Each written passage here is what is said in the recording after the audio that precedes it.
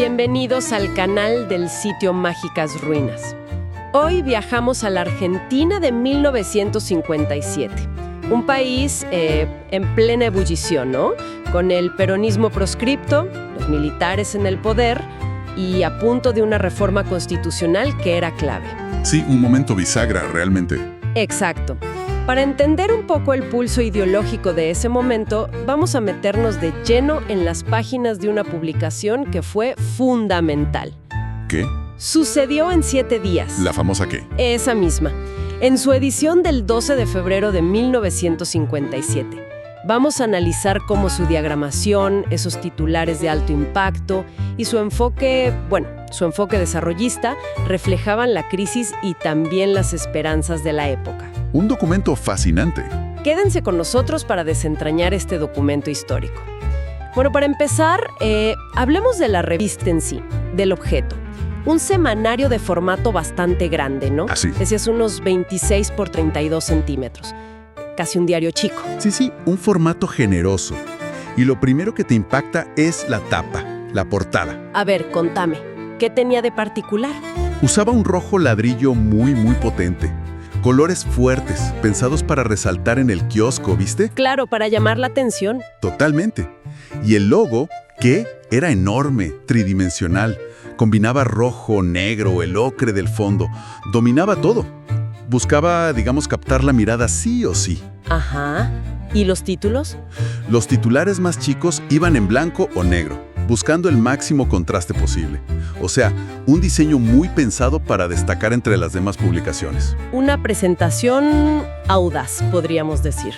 Y esa audacia seguía adentro de la revista. Mira, adentro cambiaba un poco el tono. Era bastante más sobrio, más riguroso.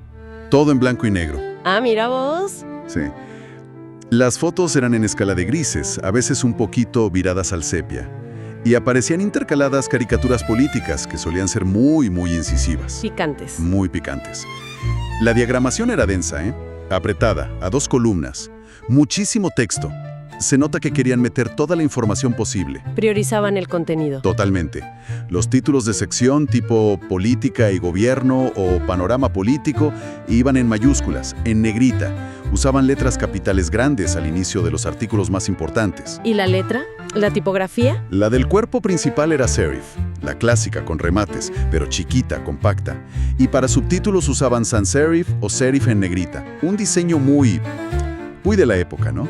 Del periodismo de análisis de mediados del siglo XX, pensado para informar en profundidad. Clarísimo. Hablemos entonces de la identidad de qué.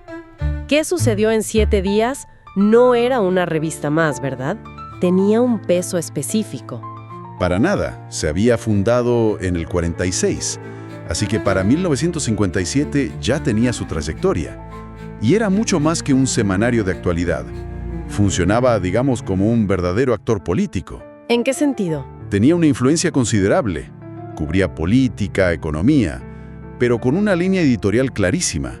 Era, sin dudas, la principal plataforma de difusión de las ideas desarrollistas acá en Argentina. Ideas que uno asocia inmediatamente con ciertas figuras políticas, ¿no? Exactamente. La revista estaba íntimamente ligada a Rogelio Julio Frigerio y, por extensión, a Arturo Frondizi, que sería presidente poco después, claro, a partir del 58. Claro. Que era como el motor que impulsaba a esa agenda desarrollista. La industrialización a toda marcha, la necesidad de inversión extranjera controlada, decían ellos, y una apuesta fuerte por modernizar el país. Era la voz de ese proyecto. Tal cual, machacaban con esas ideas semana a semana. Y tenían una circulación muy alta, Jugaron un papel central en formar la opinión pública que después apoyó el proyecto de Frondizi. Entendido el rol de la revista. Ahora, situemos bien este número. Febrero de 1957. Argentina. Había pasado 1 año y medio desde el golpe a Perón. ¿Cómo describirías el clima de ese momento? Era un clima de tensión. Extrema. El país estaba bajo la dictadura militar de la autodenominada Revolución Libertadora, con Aramburu a la cabeza. La Libertadora, sí. El peronismo estaba totalmente proscripto. No solo eso, sus símbolos, hasta mencionarlo, estaba prohibido. Y pesaba todavía mucho el recuerdo de la represión terrible a la sublevación del general Valle, en junio del 56. Los fusilamientos. Exacto. Los fusilamientos habían dejado heridas profundísimas y habían ahondado la grieta, como diríamos hoy. La resistencia peronista existía, claro, era activa, pero casi toda subterránea. Clandestina. Clandestina. Y en ese marco, el gobierno militar había convocado elecciones para una convención constituyente. Se iba a hacer unos meses después. La idea era reformar la Constitución del 49, la peronista, y bueno, buscar alguna forma de legitimarse. Un intento de legitimación. ¿Y en lo económico? ¿Qué estaba pasando? Se estaba intentando, activamente desmantelar el modelo económico que se asociaba con el peronismo. Se seguían líneas como las del Plan Prebisch. Ah, Prebisch. Claro, un enfoque que buscaba liberalizar la economía, reinsertar a Argentina en el mercado mundial. Por ejemplo, eliminaron el IAPI, el Instituto Argentino de Promoción del Intercambio, que había sido clave en el control estatal del comercio exterior durante el peronismo. Ajá. Se buscaba atraer capital extranjero. Todo esto obviamente generaba muchísima inflación y una controversia social y política enorme. Mucho conflicto. Muchísimo. Y un dato que parece menor pero que marcó ese verano del 57, una ola de calor histórica.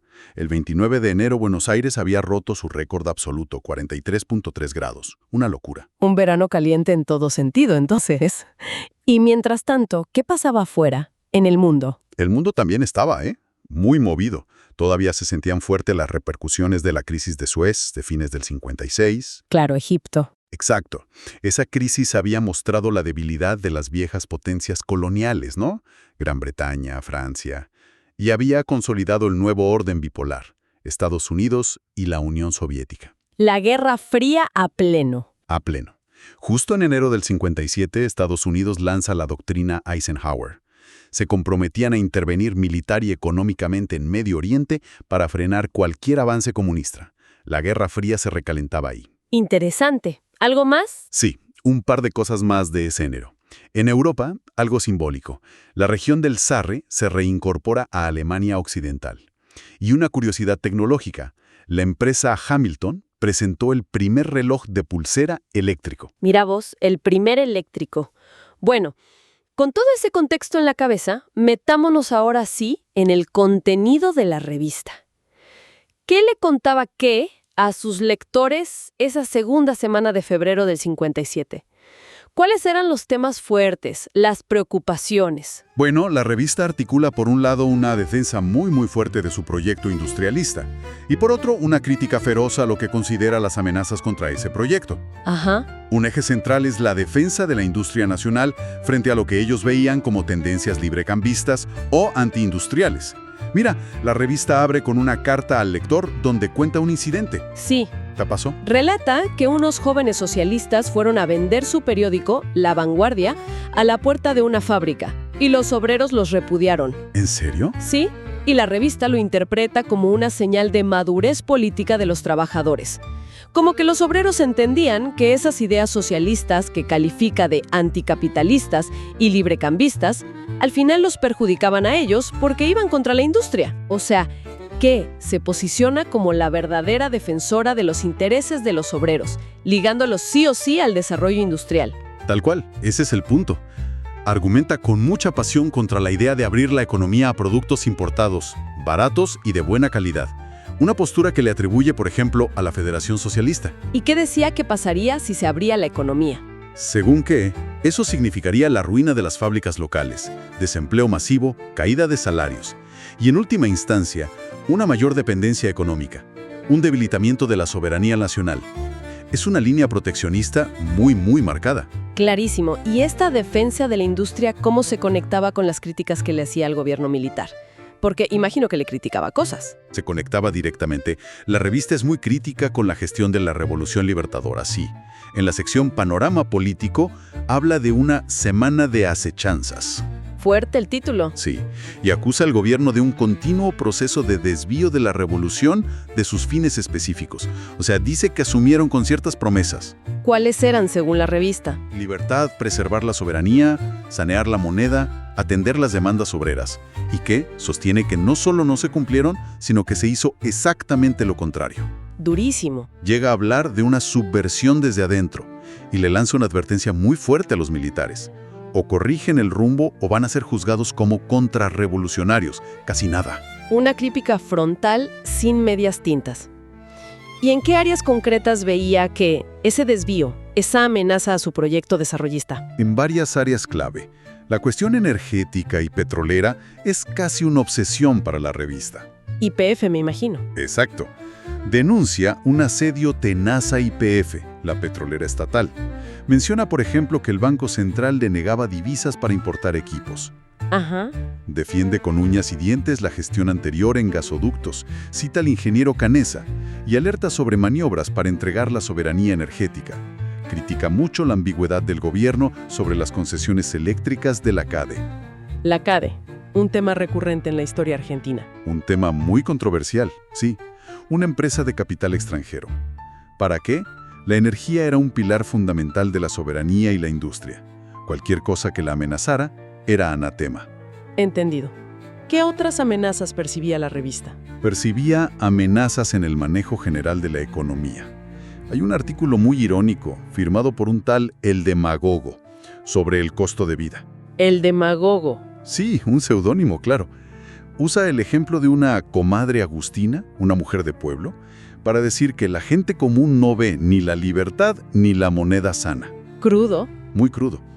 Denuncia que el plan Prebisch había pulverizado el valor del peso y que beneficiaba a terratenientes criollos y gentlemen ingleses. Rechaza de plano que la culpa de la inflación fuera de los salarios. ¿Y a quién culpaba entonces? Acusaba directamente al gobierno de matar la industria nacional y de fomentar la especulación.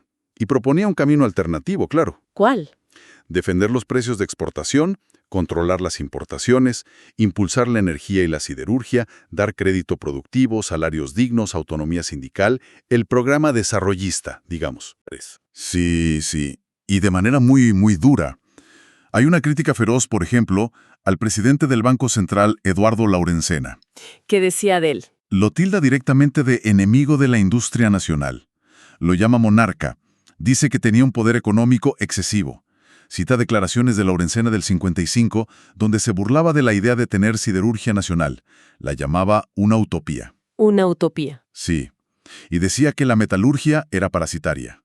Qué sé yo, lo acusa de seguir la vieja prédica británica antiindustrialista. Le recuerdan vínculos pasados con la empresa Bovril.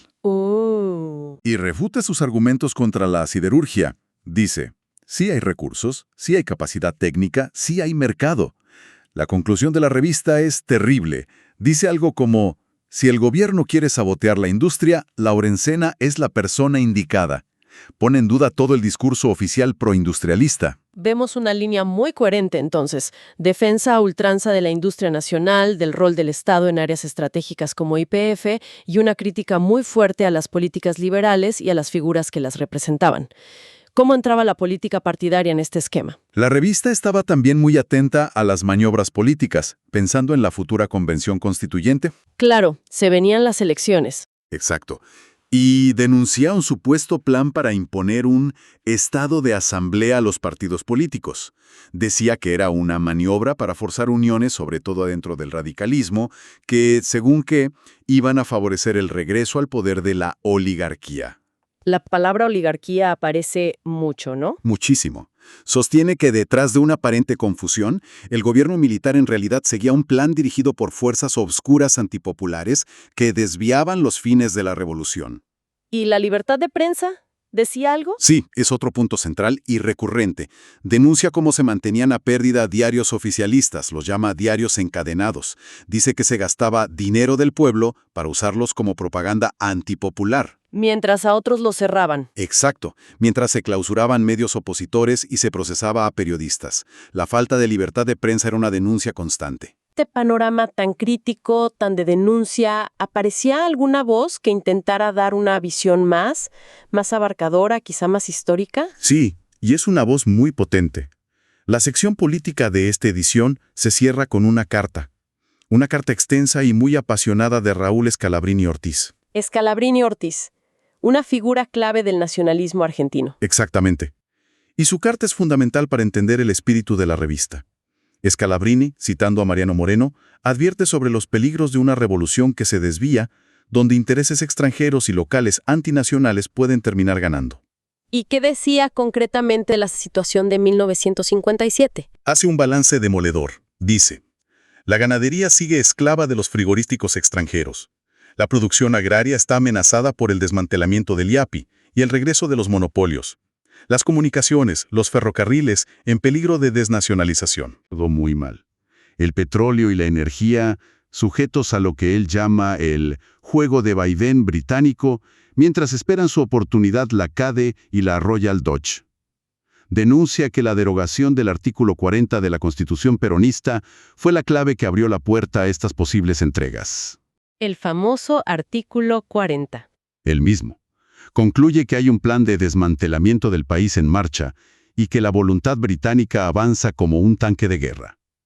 Pero, y esto es típico de Scalabrini, confía en la memoria y en la resistencia del pueblo argentino. Un diagnóstico durísimo y a la vez una llamada a la resistencia nacionalista. Scalabrini condensa muchas de las ansiedades y las denuncias que recorren toda la revista, ¿no? Exactamente. La carta funciona como una síntesis perfecta del ideario y las preocupaciones de qué, en ese momento preciso.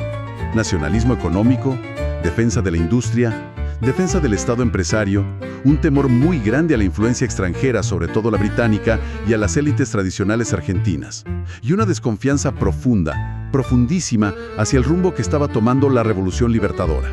Es fascinante cómo una sola edición de una revista puede encapsular tan bien las tensiones de toda una época. Este análisis detallado de febrero de 1957 nos deja inevitablemente pensando en el presente.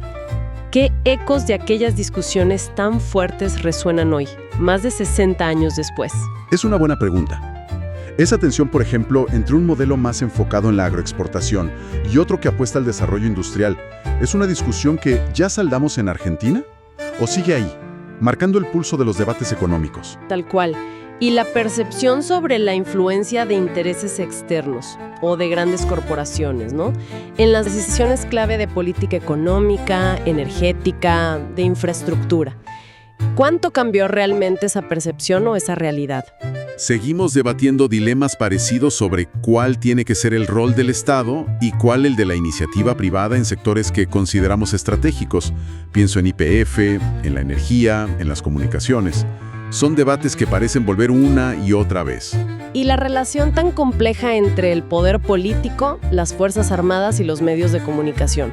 Eso que describía con tanta crudeza en el 57, ¿nos ofrece alguna lección, alguna advertencia o simplemente vemos paralelismos incómodos con momentos más recientes de nuestra historia? Claro. ¿Qué rol juegan hoy los medios en cómo se forma la opinión pública en el debate político? Es algo para pensar. Y quizá lo más profundo, ¿no? La división social, la proscripción política de un sector enorme de la sociedad, la búsqueda de legitimidad por parte de gobiernos de facto, la violencia política que estaba tan latente. ¿Son fantasmas de un pasado que ya superamos o representan heridas, patrones que de alguna forma siguen marcando nuestro presente? Cuando hoy hablamos de soberanía nacional, que era un concepto tan central para ¿qué significa realmente en el siglo XXI? ¿Los términos de ese debate son los mismos que planteaba esta revista en 1957 o cambiaron completamente? Son preguntas que quedan flotando, me parece. Sin duda.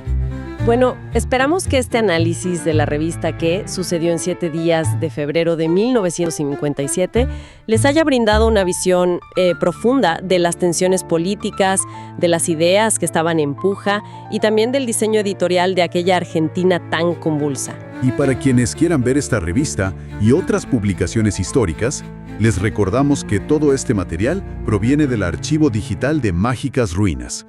La dirección es mágicasruinas.ar. Es un sitio generado por Tito de Morón, que empezó allá por 2003. Un sitio web realmente evocativo y la puerta de entrada a estos archivos que son invalorables. Si les gustó este viaje al pasado, no olviden darle me gusta a este video, suscribirse a nuestro canal y, por supuesto, visitarnos en Mágicas Ruinas. ¡Hasta la próxima!